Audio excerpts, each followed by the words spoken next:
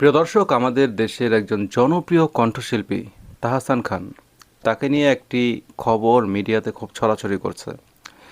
অস্ট্রেলিয়ার একটা কনসার্টে যে তিনি নাকি এই কথা বলেছেন যে মেয়েটা বড় হয়েছে, এখন আর লম্বা দাড়ি নিয়ে স্টেজে লাফালাফি করতে ইচ্ছা করে না।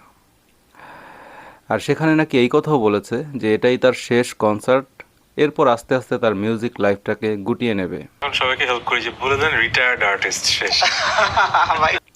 তো আমার কাছে ব্যক্তিগতভাবে মনে হয়েছে যে এটি তার এই বক্তব্যের মধ্যে একটা ইসলামিক মাইন্ড কাজ করছে। যেহেতু আমরা মুসলিম, একটা সময়ের পর প্রত্যেকের মাথায় এই চিন্তাটা আসে যে এখন আমাকে আল্লাহর পথে চলতে হবে বা চলা উচিত। তো তখন মানুষ তার যে ধরনের কাজে সাধারণত গুনাহ হয়ে থাকে সে ধরনের কাজগুলো আস্তে আস্তে বর্জন করার চেষ্টা করে। তো আমার কাছে এটাই মনে হয়েছে পরিষ্কারভাবে, যেতে সে হয়তো ইসলামিক মাইন্ডে চলার চেষ্টা করছে, বাট কিছু শয়তানের অনুসারী কিছু শয়তানের অনুসারীরা তার এই বক্তব্যটাকে নিয়ে সমালোচনা করছে। তারা বলছে সে নাকি মিউজিক সমাজকে অসম্মানিত করেছে। যত শিল্পী আছে তাদেরকে সে অসম্মানিত করেছে। এমনকি এ ধরনের কথাও বলছে যে অন্য কোনো শিল্পীরা কি সন্তান বড় হয়েছে বলে স্টেজে লাফালাফি করে গান গাচ্ছে না, মানে এই জাতীয় বিভিন্ন যুক্তি দেখাচ্ছে আর কি। তো এখন আমার প্রশ্ন হচ্ছে যে এই যে আহ, যারা লাউড মিউজিক অথবা বাদ্যযন্ত্রের সাথে যারা গান গায়, এ ধরনের মিউজিক যারা করে, তারা তো আসলে আল্লাহর কাছে অসম্মানিত ব্যক্তি।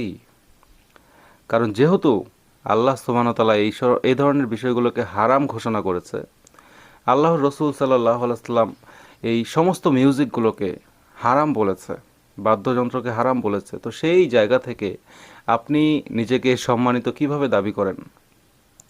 আপনার যে ধরনের এই যে নাটক সিনেমাতে যারা অভিনয় করে, যেসব মেয়ে মানুষগুলো, আহ, তারা সাধারণত ইসলাম বিরোধী কাজই তো করছে।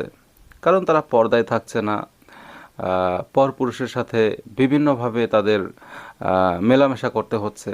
তো এই কাজগুলো তো ইসলামের দৃষ্টিকোণ থেকে হারাম কাজই। তো যেহেতু যেই কাজ আল্লাহ সুবহানাহু ওয়া তাআলা পছন্দ করেন না, সেই কাজ করে আপনি নিজেকে সম্মানিত কিভাবে দাবি করেন? আর বিশেষ করে এই মিডিয়া অঙ্গন থেকে কোনো মানুষ যদি ভালো হওয়ার চেষ্টা করে, তখনই তাকে পেছন থেকে টানা হেঁচড়া শুরু হয়ে যায়। এই যেমন আপনাদের মনে আছে কিনা জানি না, বিগত বছর খানিক আগে হয়তোবা চিত্রনায়িকা মৌসুমী একটা বক্তব্য দিয়েছিল যে আমার যত ছবি আছে মিডিয়াতে আহ, সব ডিলিট করে দেওয়া হোক, এবং আমি যখন মারা যাব আমাকে যেন দ্রুত কবর দিয়ে দেওয়া হয়, আমার লাশ যেন কেউ আহ, দেখতে না পায়, অর্থাৎ কোনো পুরুষ মানুষ যেন দেখতে না পায়। তো তার এই কথাটা মূলত আসছে, আপনারা জানেন যে ফাতিমা রাদিয়াল্লাহু তাআলাহু যখন মারা যায়, তিনি মারা যাওয়ার আগে কিন্তু তার স্বামী আলী রাদিয়াল্লাহু তাআলাহুকে সে এই পরামর্শ দিয়েছিল যে আমার মৃত্যুর পর যত তাড়াতাড়ি সম্ভব তুমি নিজেই আমার লাশটাকে দাফন করে দেবে। তো এই যে ইসলামের এত বড় একটা মানে সম্মানিত নারী, তাও আবার রসুল সাল্লাহ আলাইসলামের কলিজার টুকরা ফাতিমা রাদিয়াল্লাহু তাআলাহু, তো তাকে যে মুসলিম হিসেবে যে কোনো প্রজন্মের একজন নারী ফলো করবে, বা তার এই কথাকে, তার এই চিন্তাধারাকে যে কোনো মুহূর্তে তারা অনুসরণ করার চেষ্টা করবে, এটাই তো স্বাভাবিক। তো সেই জায়গা থেকেই হয়তো এই চিত্রনায়িকা মৌসুমী, যিনি এই কথাটা বলেছিল, আর এই কথা বলার পরেই কিন্তু তাকে নিয়ে এই যে কথাটা বললাম শয়তানের অনুসারী, এরকম কিছু শয়তানের অনুসারীরা তারা কিন্তু তাকে নিয়ে সমালোচনা করেছিল। তিনি আহ, যেসব ছবি করেছে এগুলো করে কি তিনি টাকা নেননি, এই নি সেই নি, মানে এ ধরনের বিষয় নিয়ে অনেক ধরনের সমালোচনা হয়েছে। তো এগুলো থাকবেই, আর এগুলোকে এড়িয়েই সামনের দিকে যেতে হবে।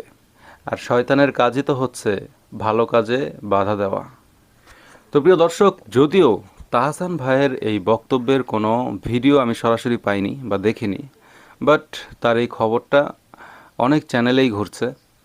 তো যদি সে এই কথা বলে থাকে তার জন্য অবশ্যই দোয়া রইল, সে যেন সামনের দিকে নিজের জীবনটাকে একটা ইসলামিক পরিবেশে মেনটেন করতে পারে, নিজেকে, নিজের পরিবারকে।